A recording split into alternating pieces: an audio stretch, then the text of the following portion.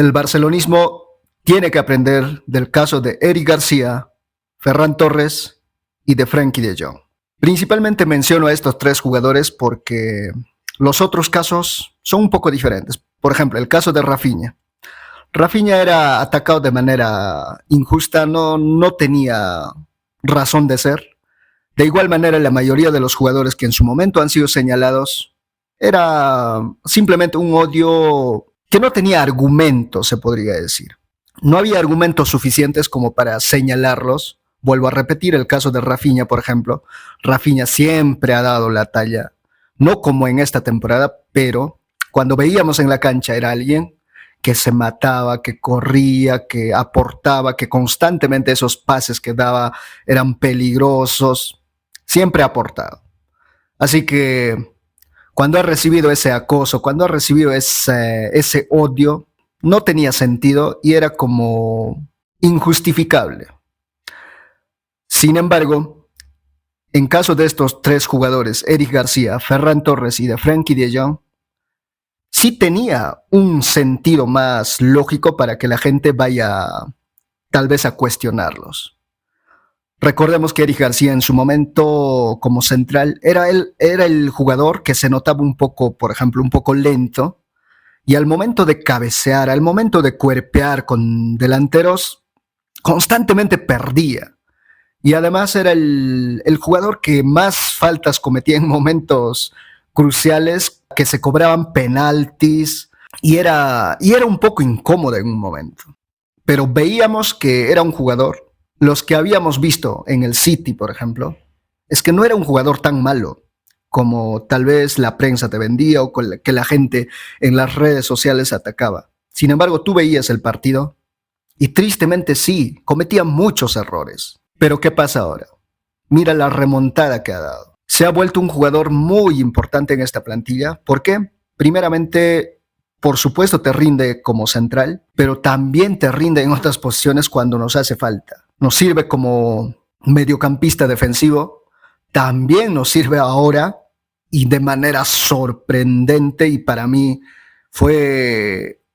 no me esperaba ese rendimiento tan alto como lateral derecho, y de verdad es que es un jugador que por supuesto tal vez en ninguna de las posiciones se puede como establecer como titular inamovible, pero es un jugador que cuando necesitamos va a estar para ocupar esos puestos. Y personalmente me gustaría que se quede y que luche la titularidad en esos tres puestos, que principalmente seguramente él se debe sentir mucho mejor como central, pero a la vez ahora considero que como lateral también se siente bastante cómodo. Y hemos visto también como mediocampo defensivo, también lo hace muy bien, porque es un jugador que tiene un buen pie, tiene un buen toque, tiene un buen trato de la pelota. Cuando se lesionó Koundé contra el Inter, evidentemente no teníamos como cambios para ese puesto. Y cuando entró Eric, yo me preocupé. Si no lo hace bien, ese odio que ahora ya no está recibiendo puede volver a regresar. Y sabemos, ¿no?, que las redes sociales y está al acecho de cualquier error y empezar a ir nuevamente por este tipo de jugadores. Y yo me preocupé, lo reconozco. Y qué grata sorpresa me dio que se marcó un partidazo, y más en el partido de vuelta y ahora en el clásico siendo una de las figuras, neutralizando totalmente a Vinicius, incluso haciéndole un caño sorprendente. Y es un caso similar el de Ferran Torres. En su momento, los que ya conocíamos, los que habíamos visto en Manchester City, en la selección de España mismo, era un jugador muy bueno. Tal vez no podíamos decir, es un crack, o sea, como decir, qué sé yo, un 9, uno de estos jugadores que de época, ni mucho menos, pero era un jugador muy bueno, que aportaba mucho como segundo delantero. Era un jugador que te podía jugar como extremo, pero también como 9. Era un jugador que se podía adecuar bastante bien al Barcelona. Sin embargo, llega al Barcelona, empieza a recibir mucha presión, empieza a recibir este acoso, como siempre. Empiezan a señalarlo por un par de goles fallados, porque cuando empezó bastante bien, pero poco a poco se fue apagando con esta carga que le pusieron. Y directamente, lo digo así abiertamente, en un momento ya parecía un jugador totalmente acabado, que en Barça prácticamente era cuestión de tiempo de que se tiene que ir. Tantos goles que fallaba y incluso parecía ya su actitud totalmente rendido. Sin embargo, ahora le vemos cómo también ha remontado y se ha vuelto un jugador tan importante, apareciendo en momentos cruciales para el Barcelona. Y ahora mismo hemos visto en el Clásico, cada vez juega mejor como 9, básicamente ganando las pelotas de espalda, pivoteando, luchando. Podemos ver que era cuestión de confianza. Estaba sobrepasado por esta responsabilidad, por esta carga, y con un poco más de confianza, con un poco más de regularidad, y ojo, no juega como titular normalmente. A pesar de ello, ¿cómo se ha repuesto este jugador? Ojalá que se quede en el Barcelona. Es que es un jugador que aporta mucho y ahora mismo es un jugador importantísimo en este Barcelona. Y otro caso, el de Frenkie de Jong. De igual manera, cuando llegó, pues empezó a rendir bastante bien, pero de a poco se fue apagando con algunas lesiones que tuvo por ahí. Es que es esta carga que pone la gente a los jugadores. Empezar a llamarlos que son bultos, empezar a cuestionar cualquier cosa, un mínimo error, empezar a señalarlo, viralizarlo, empezar a ponerle sobrenombres, Ferran Torres, Caquiña, madre mía.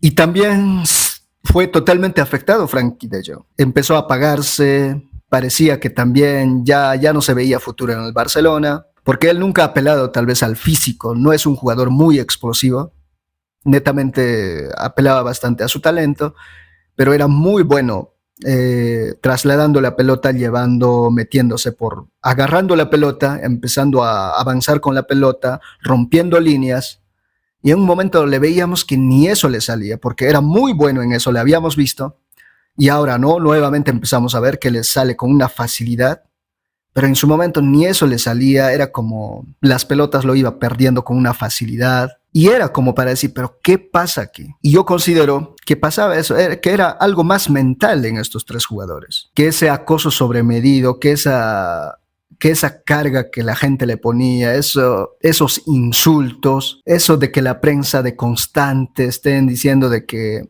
el barcelonismo ya no los quiere, que probablemente los quieren prácticamente regalar. Es que hace daño. Ellos se enteran de lo que está pasando en las redes sociales, de lo que la prensa está diciendo y cómo se les está cuestionando y de la manera que se les está tratando.